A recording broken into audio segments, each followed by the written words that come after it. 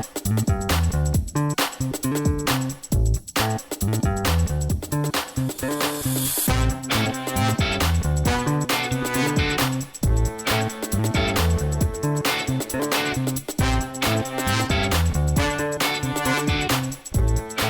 everyone. Thank you for tuning in to the Postmodern Realities podcast, brought to you by the Christian Research Institute and the Christian Research Journal. I'm Melanie Cogdill, managing editor of the Christian Research Journal.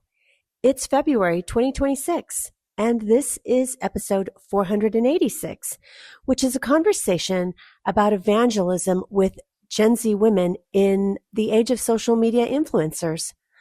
On this episode, I'm joined by Lisa Cooper, who is a marketing manager at Paravel Insights and a freelance writer with numerous ministries. She has a master's degree in religion from the American Lutheran Theological Seminary, and she has served in college ministry for more than 10 years and is currently serving as a women's ministry leader. Lisa has written an online article for our Effective Evangelism column for the Christian Research Journal. Her article is called Effective Evangelism with Gen Z Women in the Age of Social Media Influencers, and you can read Lisa's article for free at our website, equip.org. Lisa, it's good to have you back on the podcast. Yeah, thanks for having me. Well, I did talk to Lisa last year. We were talking about Gen Z women and how, in comparison with Gen Z guys, they are leaving the church more, they're quote unquote deconverting more, and they're embracing more of a secular, maybe even anti-Christian worldview. But there's kind of a unique, maybe trend with them that's happening, perhaps due to culture, social media, and it makes it very interesting for evangelism. Maybe it might be Gen Z kids, girls who had never been religious or had any contact with the church, but maybe it might even cause some who've left the church to reconsider. But first of all, I just kind of want to set the stage with Lisa a little bit. What makes Gen Z women a little bit more unique when we talk about a group and we're considering evangelizing a group? Yeah, so Gen Z women are, if you want a real deep dive, you could go back and listen to the other episode that Melanie and I did together. But Gen Z women are especially unique right now because they have grown up just inundated with internet culture. They statistically have not grown up in the church like previous generations, and they tend to be leaving the church if they did grow up in the church. So they are unique in that we've never seen this before in a generational cohort, that they don't have the Christian frame of reference, generally speaking. And there are some who did grow up in the church. They are over-indexing with anxiety and self-identity issues and all of these things. And that is not super distinct for those who are in the Christian church either. So that makes them a really unique group because they are not super well aware of all of the Christian distinctives, and they're not super well aware of what they believe about those things. So with their screen time being astronomically high, compared to Gen Z men too, they are still over-indexing on screens. And they have this preference, and this is really what I wanted to drive home with this article. And I really wanted to do this when we spoke last year, because this is the opportunity I see in evangelism beyond anything else with this particular age group, is that there is a huge preference for short form content for Gen Z women. So they are on social media apps like TikTok and YouTube Shorts and Instagram Reels, and they love seeing these kind of short form clip style, social media engagement. So with all of those factors in place, I think they have a really interesting group of people who are looking for validation, who are looking to express themselves, who are interested in understanding meaning and their place in the world, while also combating an increased amount of anxiety, mental health issues, and all manner of other sort of social pressures, internal and external. And yet they're looking to these kind of short form content, reels, TikToks, for their information, whether it be like, what should I believe about something, or their news. They they go to these social media apps for their news intake, which is interesting. Um, and one other factor that I think is super interesting about this cohort is that they tend to hate confrontation or anything that feels like it dismisses their viewpoint. And so they tend to shy away from more long form content that we see with Gen Z men who way over index for spending time on apps like YouTube. I think it's interesting because they don't want to have these detailed, nuanced conversations because it feels like they're being dismissed or people's different identities or viewpoints aren't being catered to in the way that they need to be. But it's a fascinating group of people that I think there's a real opportunity to reach, at least at this particular point in our existing with social media. One thing I've been interacting with is a thesis from someone who said really the shape of the internet, its exact form, it's not just the content. Like we can avoid bad content, but it's the actual form of that that starts shaping us, Christians and non-Christians, in ways that are detrimental. And it's the not just the content, but the vehicle of the content. You were talking about that. And I think all of us, no matter what our age group, has been trained by that, because I was thinking the other day that back in the day, so I'm on social media for, different interests. One of those is cooking, because I do a lot of cooking and eating. And so I remember back in the day, if you had cable, you could watch like the Food Network, and it would take them 30 minutes to make one recipe. So now, because of TikTok and Instagram, you're trained. It's like, if you can't show me this recipe in like 15 seconds, it's too long, you know? Yes, And for so you sure. kind of like will scroll away from that, like get to the point. Like you should be able to tell me how to make this thing with the recipe in the comments in that short TikTok form of about 15, 20 seconds, something like that. Although they are starting to, they mean the social media platforms are starting to allow format that's a little bit longer than 1 minute, but it used to be 59 seconds. Although for YouTube shorts, it is still 59 seconds. You cannot have a short that's longer than that on there. And so it is very fascinating because that's what they're being trained to consume about all kinds of things. You said, including things that do require more thought processes like news or theological things, those kinds of things.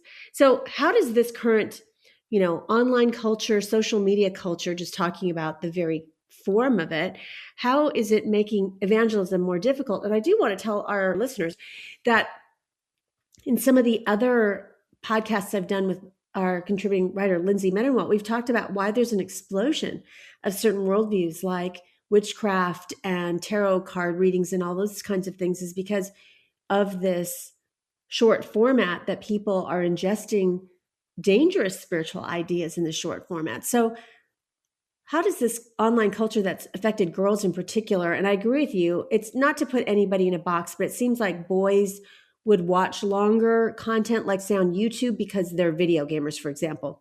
So you're watching someone play a video game for like hours. You're not just watching 30 seconds because you have to see how they beat the boss or whatever.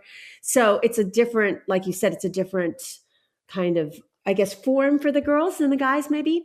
But how does it make evangelism, challenging specifically for women, I would say, Gen Z women? I think you're so on the nose here with your comments about how difficult it is to capture and keep attention on these social media apps, especially with this kind of short form content. And I have absolutely had the same experience. And I've caught myself because I also love cooking and baking. And, if they're not moving fast enough, it's not moving fast enough. And I'm scrolling. And that does create a really, really, really short attention span. And in addition to that, I think we are drawn to people who have they exhibit certain behaviors or have a certain tone of voice, or, we have preferences for what kind of people we think are, knowledgeable or authoritative. And there's even, this is nowhere in my article, but it is interesting how there are even linguists now who have sort of analyzed how social media influencers speak and how it's becoming its own kind of dialect and the tone and inflections are there to keep and maintain engagement in the short form content. So I think all of these factors, if you grab a biblical scholar and say, create a 30-second video explaining the gospel, I think a lot of them would have trouble doing it in a format that would resonate with people. Because the people who are trained in doing social media marketing, essentially, where they're marketing their own content, they're trying to engage with people, they're using all of the the music and the trends to try and capture and keep attention. That's not something that's generally widely understood by maybe the people who would be the most qualified to speak on the topics that we're talking about here. But it's not just that it's hard enough to kind of break into that world and make people listen to you. And on the flip side, it's hard to get people to actually pay attention and track with an argument. There's also a sense in which even the voices on the internet who are not qualified and are not capable and don't have, an education or church body to represent them or keep them accountable on the internet for what they say and what they teach, those people are put on equal footing with those scholars who would actually have more robust understanding and ability to engage with ideas in a way that is meaningful. And so I think one of the foundational things that is difficult with evangelizing this particular generation, if you were to get on the internet and try through social media, trying to evangelize to this particular age cohort, it's hard to prove yourself somebody worth listening to. One, because I think a lot of people don't care. I think they don't really care if you have an education. The thing that they care about more is whether or not somebody has lived experience. They're going to care if you've experienced trauma. They're going to care if you have certain mental health disorders. They're going to care more about victim status or these kind of identity issues over against education or qualification. And I don't know that I have a great solution for that, because that seems to be just how it is. But I do think it makes a big difference for how we speak to this particular cohort. The credentials, getting online and saying, I have this degree and this degree, and I'm qualified to speak on this topic, is not necessarily going to win over the audience, which is, it makes it difficult when you need those people speaking into particular issues, especially in terms of the Christian faith and apologetic arguments and things. So I think it's one of the things I talked about in my previous article for the Christian Research Journal was about how this particular group of people, Gen Z women, are very, very interested in authenticity. That's their hallmark thing. That's the thing that they love more than anything. If you seem inauthentic, they are not interested. And for some reason, authority figures or people with those kinds of credentials read as not being authentic. And so that hinders a lot of these people kind of breaking into short form content in a way that would actually reach people. And it's weird because these are the places where a lot of these people are going for critical life questions. If you search through the comment sections on a lot of popular TikTokers who are doing this kind of work where they're speaking about Christian content to a wide audience, people are there in the comments who are young, who are really searching. And it's difficult because you don't have a relationship with those people, one, like a personal relationship. Two, you don't know their full situation. Anyway, evangelism is it feels much simpler if you know the person to whom you're evangelizing personally, and you understand what makes them tick, and you have a sense of what they need and what their motivations are and what they're feeling about certain things in their life or in their situation. And so I think online culture just in general makes that so difficult because on one hand, it's where they're all going for this kind of engagement. And yet they are lacking all of that personal collateral, that relational collateral that is needed for effective evangelism. So there's a deep desire, I think, for a mentor relationship or that kind of trusted older person or trusted friend relationship that they're seeking out with these social media apps. And it's not actually getting to real, true biblical truths. And that's, to your point, that's why a lot of them are falling off into things like the occult and Wicca and all of those things, because it's also about the aesthetic. They like how it looks. They like the shiny crystals and it's a thing. It's interesting. But yeah, I think that's why it's so difficult. It's a multifaceted thing. We would enjoy hearing directly from you.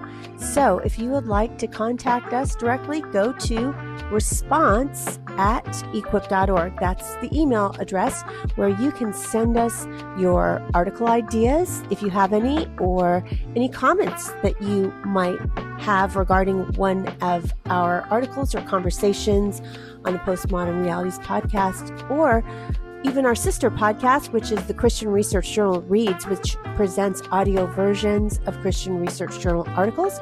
You don't want to miss subscribing on that. We've got content from over all the years. We've been around for almost 50 years as a journal. And so we want to bring to you some of our most popular articles in audio podcast format, as well as all of the new content that you hear every week. We try to get those articles up in an audio content that you can listen to them as well, because we've talked about these articles, and so maybe listening to them would work better for you than reading them online, which you can do at equip.org, completely free without a subscription. In addition, we would really appreciate your partnership with us, and the best way to do that really is just tell a friend, share about our particular podcast, and maybe link some of your favorite episodes on your social media feeds if you're on social, or just email a friend, text a friend, let them know about our content. So we really are grateful for that. Now, one way you could help us financially is if you would give us a tip for our content. You can do that at any of the landing pages for the episodes on equip.org. And we also feature books that are available as our gift to you for your donation. And they're by journal authors. Right now, we're highlighting Bridge Building Apologetics by ongoing contributor Lindsay Medenwalt, who has a regular column called Fringe Files. And she has another article coming up for us in the next several weeks on Taoism. So we've never covered that in the Christian Research Journal. You won't want to miss that conversation, or our recent conversation on Chinese New Year and a Christian examination of the Chinese zodiac, all the different animals. This year is the year of the horse. What do those things mean? If you missed that episode, which was episode 483, you'll want to go back and take a listen. So thank you for all the ways you partner with us. And now back to my conversation with Lisa Cooper about Gen Z women and evangelism. A few minutes ago, you were talking about the whole idea of identity, and just if someone has been a victim of trauma, how that is something that will bring younger women in. And I also think, I know it's not in your article per se, but I just want to bring up that I'm sure a lot of our listeners have heard in our culture people saying my truth and those kinds of things, but that's very experiential based. And so if someone has a similar experience to you, that is their truth, that they experience this thing, and so they want to recommend to you how to overcome it or something else, that would resonate more than someone who's trying to give you like discerning advice, I guess. And the other thing too, for the young people, I had this conversation, if anyone wants to listen to Doug Rotice talking about avatars for people who have died. It's like young people are like looking to AI, well, help me with this spiritual question. And for some of us who do have education, or we have a long track record in ministry and theology, and we've thought about these things, we can discern what is helpful and good and not helpful. But the kids in Gen Z who are digital natives that have grown up in this, they can't make that discernment. So that is a big thing. So how can we help equip Gen Z women to have discernment about some of the things that they're engaging with online and social media specifically? Because maybe they're just reading the comments section, like you said, and they don't know who's making the comment, but they really resonate with the comments that are being made, for example. Yes, definitely. I think all of this is predicated on an idea that I think when you're evangelizing to people, hopefully there would be some kind of in-person trust built and relationship built with the person that you're talking to. But I would say if you're encouraging someone to have discernment about what voices they're listening to on the internet, I would bring up, I do give some like very clear kind of practical advice in this article about how I would go about navigating that. And I've been in college ministry for the last 10 years or so.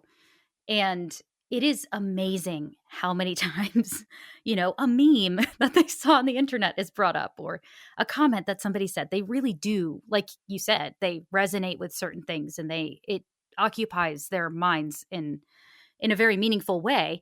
So I think first identifying who are real experts, and how do we distinguish that from someone who claims to be an expert or sounds like they know what they're talking about, and they speak with a lot of confidence, but they don't really know what they're talking about.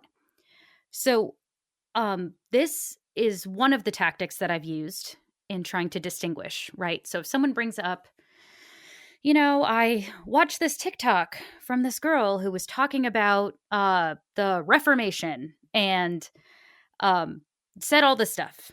I would first ask about the facts in their presentation. Are they actually true? Are those facts reliable facts? Or are they cherry picking certain facts that they want to make some kind of argument from? A real expert will focus on the facts, even if they don't align necessarily with their own perspective. So they're going to be more intellectually honest and not just say everything in church history agrees with my perspective, because no one can say that. And if their content continually goes back to them, if they are the star in every story, there's a good chance that that person is not actually an expert in the topic. I think someone being able to admit that they don't have all the answers, or that they could be wrong about something, also gives us a good insight into whether or not they're an intellectually honest person to be listening to. And I think when you have someone speaking on the internet, it's so easy to think, okay, well, this person must be qualified or must know what they're talking about because they sound like they know what they're talking about, or they have a chart, or they have one citation somewhere. But like I said, I think admitting that evidence might contradict what they're arguing for, or showing that they're skeptical of different ideas, and being able to demonstrate that even their own ideas sometimes need development, is a really good indication that someone is more trustworthy than someone who has a very neat and buttoned up presentation that has no sense of like I could possibly be wrong, or um, or an appeal to anybody else who's smarter than them. I put together a list of questions that you could possibly ask when you're having these conversations with people, and maybe they're a little on the nose, and they certainly are. But I think the gist of the thing is that if the influencer is pointing you to Christ, that's one thing, or are they pointing you to themselves? In the conversation that you're having with this person, this hypothetical person that you're evangelizing to, who watches a lot of, let's say, Instagram reels, does the influencer that you're watching actually ever talk about Jesus? Or is this person just telling you about their own experience? Do they ever admit that they don't know something? Are they only skeptical or dismissive of alternative viewpoints? And this is the thing I see more than anything, that it is so much easier to gain a following if you're negative, if you are opposed to something else. And I see this especially, and maybe this is just my timeline, and that is a whole other factor that makes things very difficult, is that I the know algorithm will... It's like we see what the algorithm wants us to see, right? Exactly. Exactly. And it's funny. I will get into conversations with my husband about his social media algorithm and what we're both seeing, and they're wildly different. So I know that the algorithm is targeting me in a certain way because I'm a woman, and him a certain way because he's a man, and etc. But that's only one differentiator. There are tons of them. I think I see so many people, especially Roman Catholic apologists. I don't know why I run across them all the time, but that seems to be what my algorithm thinks I want. And a lot of Roman Catholic women who are purporting to have all the answers about all of these different things. And I am a Lutheran, and they love to say Luther did all of this stuff that like removed all these books from the Bible, which is very false and totally ignores a lot of actual church history. But they can build so much more of an audience by being skeptical and dismissive of alternative viewpoints. That becomes the way to get more followers. If you are someone who just poo-poos on all the other denominations or something, you'll get a lot more engagement in your comments, and you'll get pushed out to lots more people. So I think that's just a toxic attitude to have as Christians anyway. And I don't think that it's good to have somebody who is just only negative all the time. Even if some of that stuff can be good, I think some negative theology is helpful, right? We need to combat what's wrong, but zero positive theology is bad for spiritual growth and evangelism. We need to exhort people to know what to believe, not just what not to believe. Then I think one of the other things I would drive home when speaking to someone in this age cohort who's, trying to discern what's true and what's false on the internet, or which voices to listen to, I would ask them, does this person accurately represent other views that are not their own? This is hard work. You have to be able to discern if someone is even telling you what's true about what someone else believes. It's easy enough to say, well, I agree with this person on the internet because they made a compelling argument against someone else. But if they're not accurately representing what they're against, then it's all for naught. So I think looking for people who have credentials or oversight from a church is a good starting place. But looking at the actual content itself can be a way of having that conversation about how to discern and how to deal with the different people that they might be listening to. So can you talk about the kinds of quote unquote Christian voices on the internet that there are, and what kinds of things are Gen Z women being exposed to? I will say, I think most spiritual content, especially in social media, is not that great. I've only run across 2 accounts of Gen Z kids that were like solid theologically. And so I just think there's a lot of stuff to wade through. And so when we're just talking about discernment, what are the kinds of Christian voices that they're hearing? And then also, how do we help them? If we have real life relationships, whether you're a parent, whether you're in college ministry, whether you have friends that are Gen Z, how do we help those girls navigate some of this with discernment about what they're listening to and who they're listening to? Yeah. So I think it is crazy when you start looking at the extremes that you can find on the internet. And obviously, there are going to be things that fall outside of the Christian tradition when we're talking about people who comment on or engage with Christian truths. And I talk about that a little bit in the article, where there are some exvangelicals or people who have left the evangelical church who have veered so far off track that they are now no longer professing Christians. And yet their content is still heavily dealing with Christian truths and trying to debunk Christian truths. And those will get recommended alongside Christian content on the internet. Like the algorithm will pick those up together. So we have to be very careful in how we talk about the edges of these things. Like you could end up so far on one end where you're actually getting non-Christian content masquerading as Christian truths.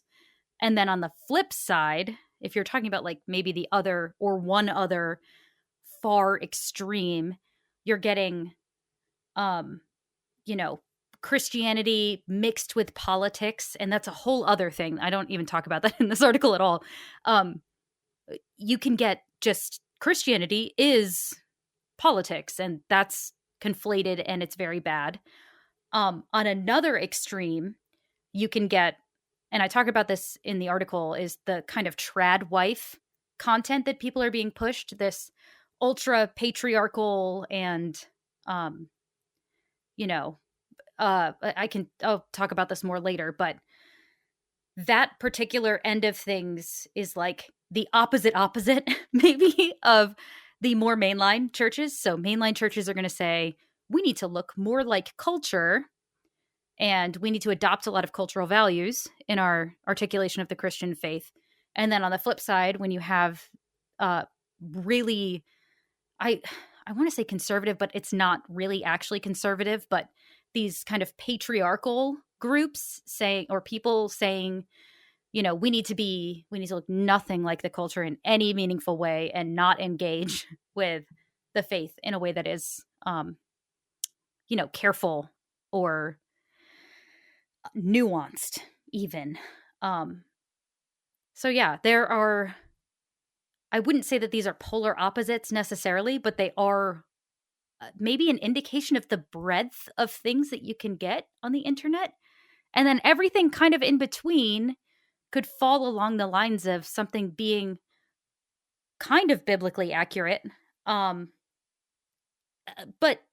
manifesting in a ton of different ways. So cultural commentary, and you can get like Christian takes on movies or music, or you could get a lot of churches are putting out content now too. So you'll see their worship services or backstage at their, worship band practice, and lots and lots of Eastern Orthodox creators out there. I see them a lot. I see lots of Roman Catholic creators. So you could see an entire huge spectrum of Christian thought and Christian approaches to things on the internet. And you can imagine how confusing that is as a young woman who maybe didn't even grow up in a church. If you start getting this stuff on your feed just because you watched something or your friend sent you something, your algorithm is feeding you all of these things, it can be so disorienting. Like, what is actually true? I think one of the main questions I got doing college ministry was like, well, how do I know what church I should go to? Everybody thinks they're right. And how am I supposed to know the difference? It's very confusing and disorienting. So I give the two extremes of maybe the exvangelical content and the tradwife content as examples to show how you can get something that is totally different than what Christianity teaches that uses Christianity to appeal to people. But yeah, there is a huge, huge range. And some of those people are doing good work and talking about biblical things. But it's so hard to discern if you don't have those discernment muscles already developed. Also, for our listeners, we did an in-depth article on the tradwife movement by Ann Kennedy, and we will link that in the show notes.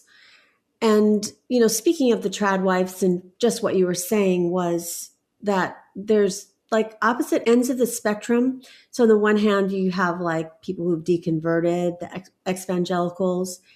And on the other hand, you have some of the tradwife content, which some of it's not even spiritual.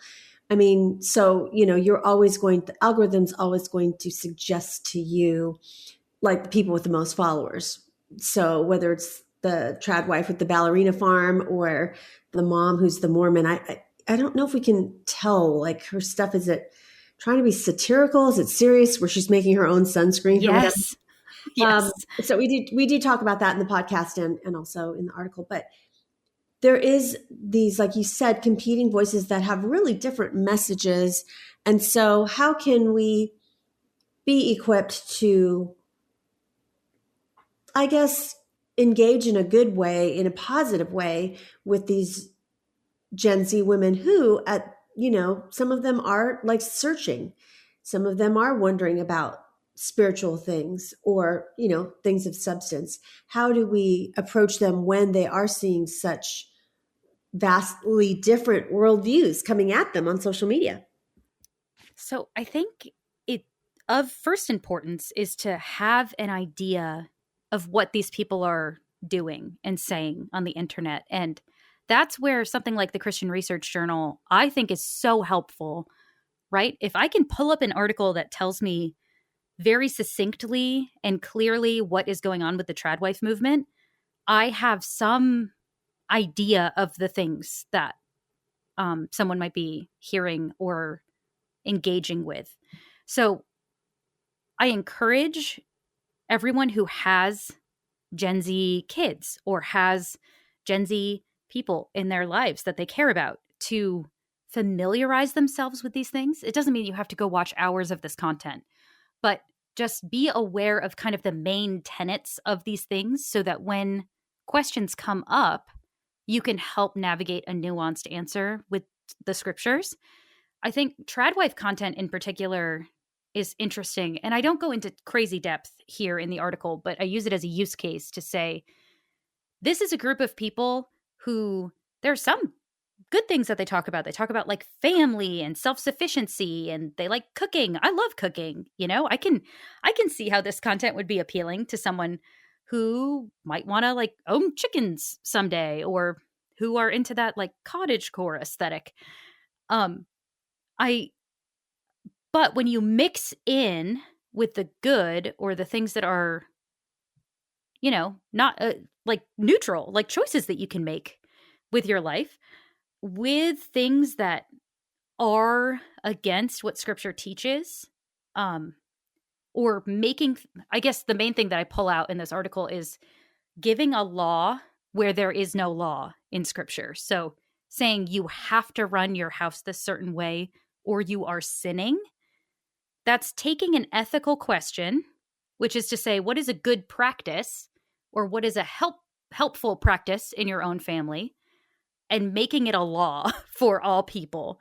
And I think that is a nuance that people should be ready and willing to navigate with people. And this is not just for speaking to tradwife content, but if your person that you care about is looking at content on the internet and they are being constantly bombarded with this ideal Christian life that is unattainable, it is insurmountable, and all it does is make me feel like a sinner all the time, and there's no gospel, that's not good.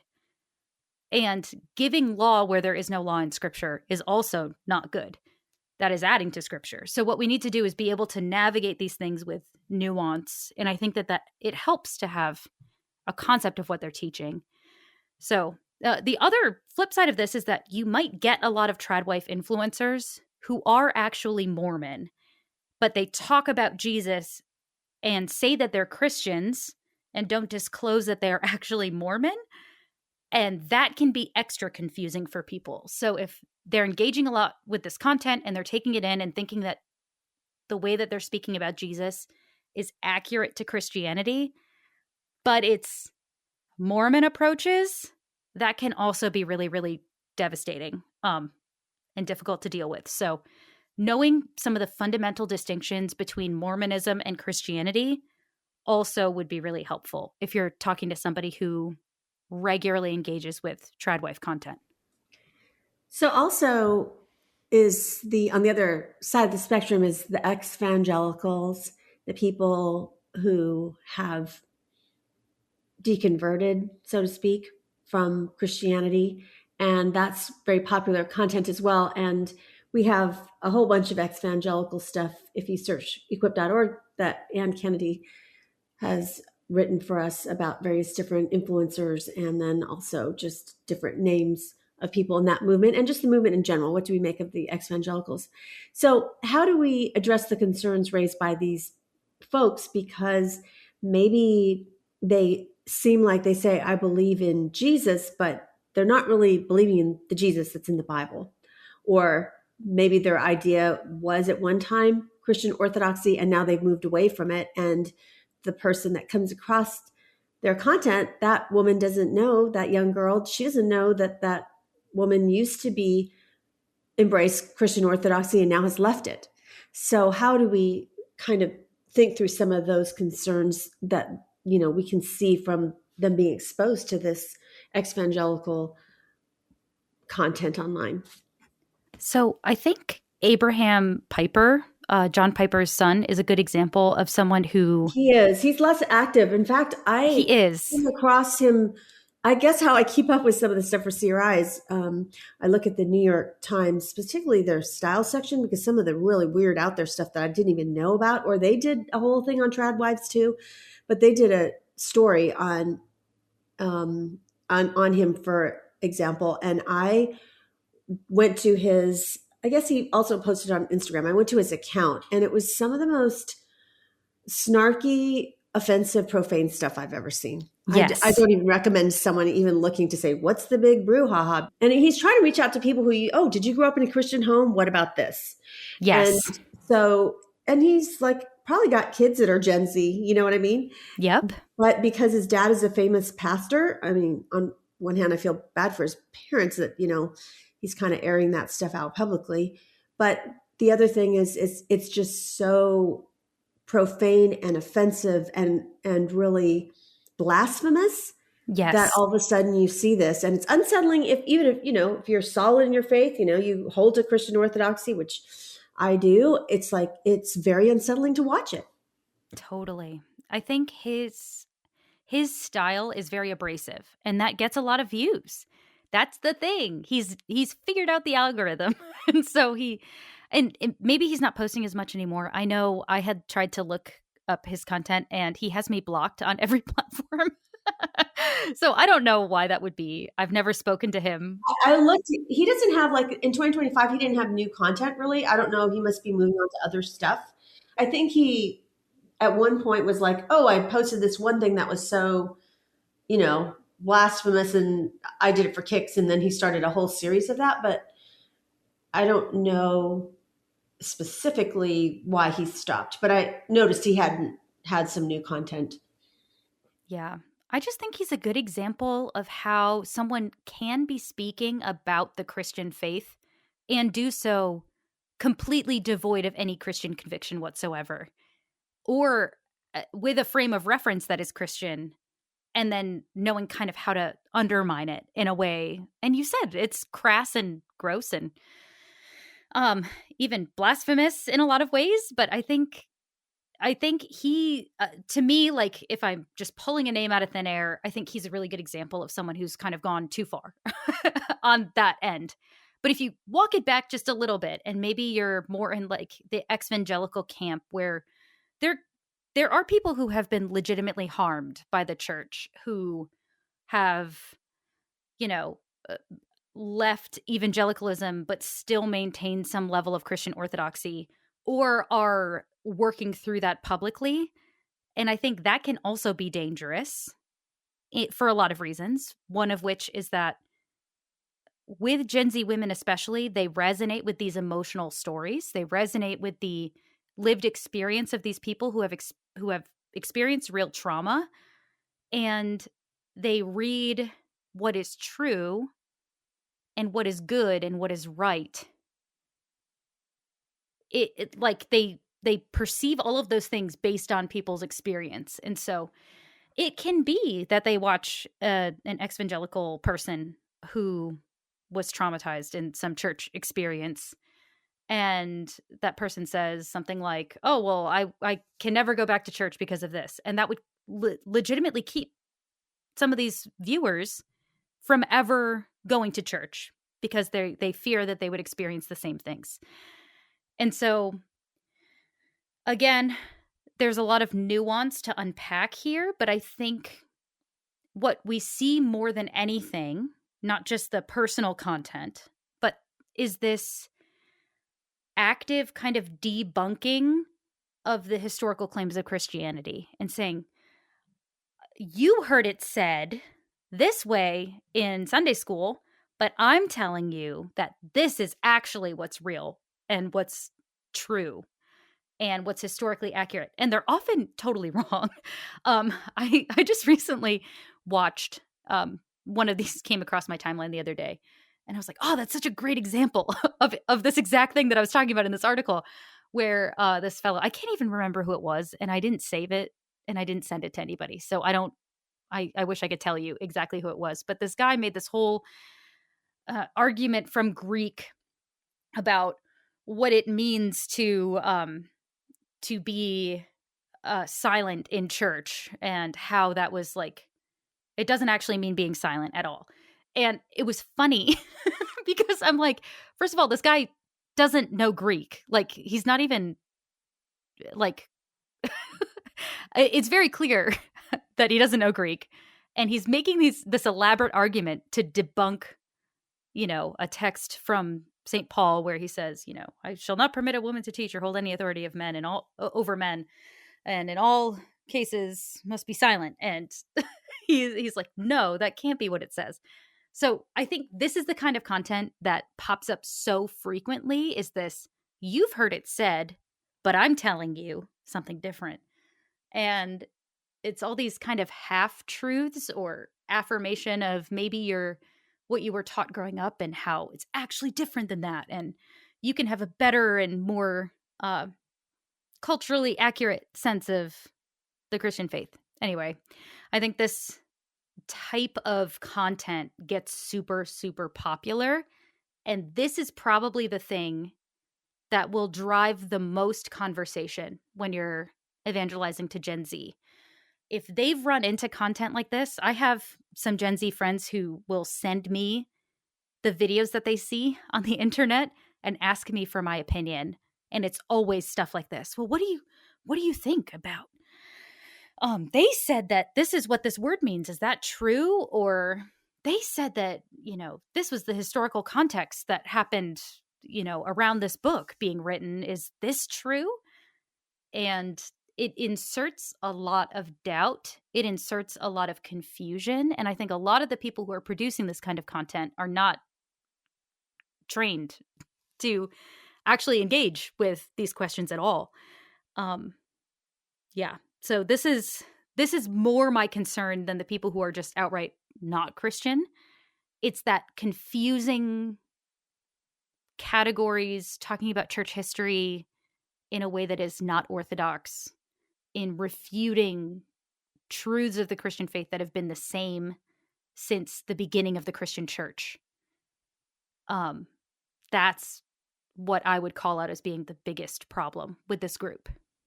So you said that you had some questions that, you just were suggesting that people could ask to help determine what, Christian or maybe Christian adjacent content that people are being exposed to on social media. So what are some of those questions? I would always start with what like I said before, what kind of historical claims that they're making. Can those historical claims be proven to be true or false? And I think this on either end of the spectrum, in terms of biblical faithfulness, if they're using history to make a claim, those are pretty easy to point to whether or not they're true or false. What is the influencer's view of the Bible? Do they think that it's true or only partly true? This obviously is a much, much bigger question. And again, I think the Christian Research Journal has a lot of great articles that can help people be prepared to have a conversation about that.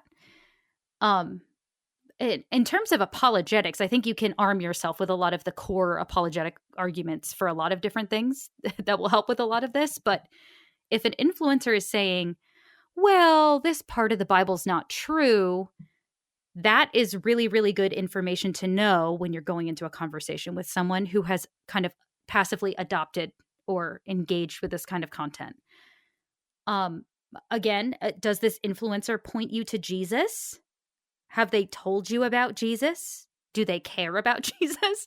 And maybe it's just that this is the thing I think is most important in evangelism, is that people need to know that Jesus Christ came into the world, died for them, loves them so much that he took the punishment for all of their sin upon himself on the cross, died, was triumphant over death, was the first fruits of the resurrection so that we too can be raised one day, ascended into heaven, and is ruling forever. These are core Christian beliefs that are definitional for the Christian faith. If those are never spoken about, that's hard to reconcile with being like a Christian influencer on the internet. I think, are they telling you things are sin that are not called sin in Scripture? And conversely, have they downplayed sin that is explicitly called sin in Scripture? I think that is where a lot of the muddiness comes from social media engagement with Christian truths, is that people are going to want to make claims about what is sin and what is not sin. And if it's not what's the way that Scripture talks about it, that is bad. And then I guess the last thing I would say is, do they spend their time only talking about what we should reject rather than what we should believe? And maybe that's more of a heart posture issue, but I do think it's really important that we are encouraging people and not just angry and combative. So instead of maybe warning women that are Gen Z to stay away from engaging with online content, in your article, you make the argument that the church should be calling people to make short form content, some of the content that we just talked about that we have concerns with. And why would you say this? And what kind of credentials would they ideally have? Because, if we're honest, whenever we talk about evangelism, you have to go to where those people are, right? And those women and that generation is online. Yes. And they're not going to give up influencers anytime soon. They're not going to give up this kind of short form content anytime soon. And I think there is this really unique and interesting opportunity where, even from a marketing standpoint, Gen Z women are more likely to want multiple sources of input. We have such an opportunity. I don't think that they will navigate away from biblical content if it is one of the things that shows up. I think that they would take it in stride with all of the other things that they are presented with. So why not engage with this mission field in a way that is not only equipped, but called and educated? I think ideally we would have people in either churches or church bodies who would be given this kind of an evangelism call. And there are certain people who are skilled and capable and could navigate those waters pretty well. And I think just like Martin Luther used the printing press back in the day to spread all kinds of, theological truths, I think new technology is not always bad in every way. It can be bad and it can be used for bad purposes. But I think if we are careful and call the right people to do that and equip the right people to do that, then you're not getting this just people setting themselves up as authorities. And I think that would be helpful. So, what are some pitfalls that people should avoid, specifically Christians, if they want to create some short form content to reach out to Gen Z folks online? Like I said before, authenticity is kind of the hallmark standard for Gen Z. So anything that could be perceived as not being fully authentic is not good. So it should actually capture what the Christian life is like. It's not this rose-colored glasses view of what the Christian life could be like. But at the same time, it shouldn't be so like the Christian life is hard and terrible. It should also demonstrate that the Christian life is possible, that we can live in the world and not be of the world. So that's one aspect. I think another aspect that would be really, really important to keep in mind would be the influencers' urge to blur the lines between consumerism and Christianity, where brand deals start to be present, overt marketing, product placement, that kind of thing can really destroy a Christian witness. And yeah, again, I think the negativity, it can't only be negative.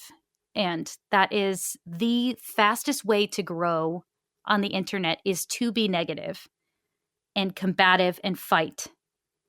But I think standing against that and being nuanced and careful and loving and kind will actually make a substantive difference in the kind of content that's out there. So, what are some takeaways, I guess, from this conversation, specifically for women's ministry leaders in local churches? How should this affect their ministry in the church? I guess that would be like youth leaders and also like college ministry leaders too.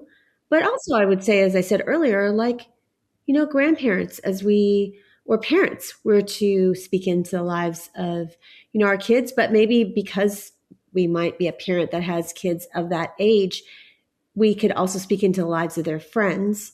So we need to think about these issues. If it's not directly our kids, it could be some other kids that might be listening to us because they've developed, a relationship with, let's say, a young girl with another woman in the church that might be a friend of her mom's, say.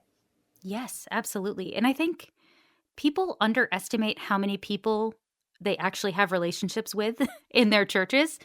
I've seen this over the years. To your point, like, I don't think people realize that the mission field is so close to home, not just your own kids, but also all their friends and their schoolmates and all of that stuff. So I think we need to keep in mind that we can't opt out of conversations that deal with social media and engaging with content on social media.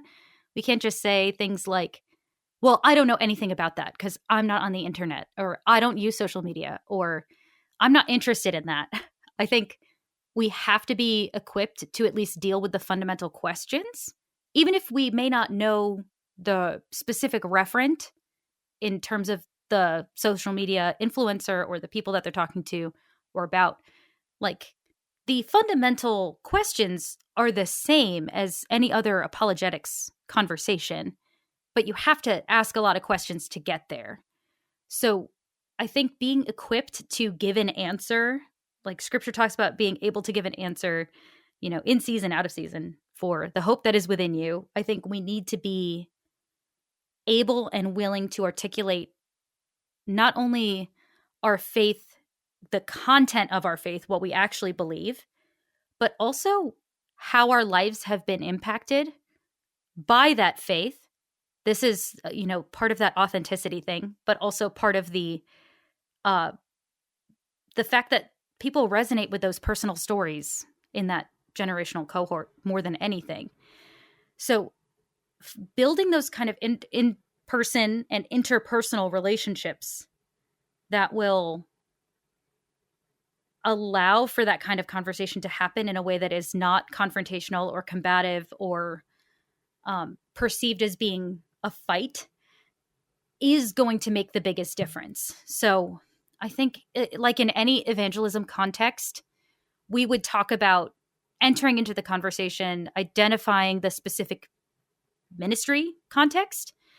And unfortunately, right now, our ministry context for pretty much everybody in this generational cohort, with like 99% of Gen Z women spending time on the internet, on social media every day, we have to be able to understand and identify that this is going to be the context into which we're speaking. So being prepared with good questions and being willing to say, I don't know if you don't know, but being willing to search out answers is also just healthy evangelism, topic for when you're dealing with these people. And I guess the question I have is, have you seen any of these Gen Z women, because you're in college ministry, be affected by good content? Because you're saying a lot of things on the internet are negative. Oh, it's true. Yes, I have. So there have been some very interesting conversations that I've had over the years with more mainline Christians. So these were people with a frame of reference of like Christian truths to some extent, who happened upon more lifestyle things on the internet where there were Christians, but they were just being normal people and posting lifestyle content, where they said, that's when I realized that the Christian life is not this, like, I don't know. I'm thinking of two people in particular who told me this over the years, but I felt like Christianity was this unattainable thing. I felt like I couldn't really, me believing something wasn't actually going to change my life at all. But then I saw that it was possible to be a Christian and live a life that is Christ focused. And that kind of changed their views and brought them into a church that actually preached the gospel. And that's pretty cool. Also, I think there have been quite a few people that I've spoken to over the years where they were really hurt by a particular church. And so they sought out that kind of exvangelical content on the internet. And when any of them decided that they were going to go back to church, it motivated them to try to go back to church as well. And so I think as much as I am talking kind of the negative implications of these things, there are some positive things that happen too on the internet and lead people toward anything that points toward the local church is going to be what I think is the best. Because that's where you're going to get those in-person relationships. That's where you're going to hear the word preached. You're going to receive the sacraments. That's where you're going to get the good stuff, not just the internet. Well, this is a lot of food for thought, especially all of us should be concerned because the Bible tells us that we are to tell the next generation the praiseworthy deeds of the Lord. So this is a lot of good thought for all of us involved in our local church. But now for a fun question, rapid fire question for Lisa. Sometimes I highlight some of the various random holidays that there are in the United States. And in February, there's Love Your Pet Day. So do you have any pets? I have no pets. I did when I was a kid. Well, some families have pets and some don't, but it's a lot to manage even without a pet. Pets do take up a lot of time. Well, yes. Thank you so much, Lisa, for being a guest again on the Postmodern Realities podcast. Thanks for having me.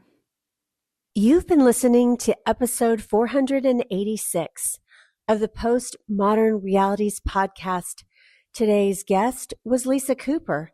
She has written an online article for our Effective Evangelism column, and her article is called Effective Evangelism with Gen Z Women in the Age of Social Media Influencers.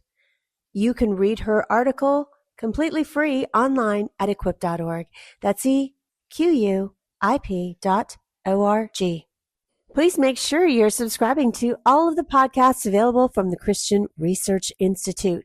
We have the Daily Bible Answer Man podcast from CRI President Hank Hanegraaff, who hosts a Q&A format Monday through Friday with the best of the week on Saturdays. You also want to add in Hank Unplugged, which are essential conversations about critical issues with some of the most interesting people on the planet. And these are in-depth, free-flowing conversations. Also, the 2 podcasts from the Christian Research Journal. This one that you're listening to now, Postmodern Realities, which is author interviews and discussions, and also our audio article podcast, Christian Research Journal Reads. And please don't forget to try out our very newest podcast just debuting in 2026, which is called A Commitment to Reality from Dave Hanegraaff. And again, all of our podcasts are available on all the platforms. So wherever you get your subscription feed, please make sure you add in our podcasts. And thank you so much for your partnership and for listening.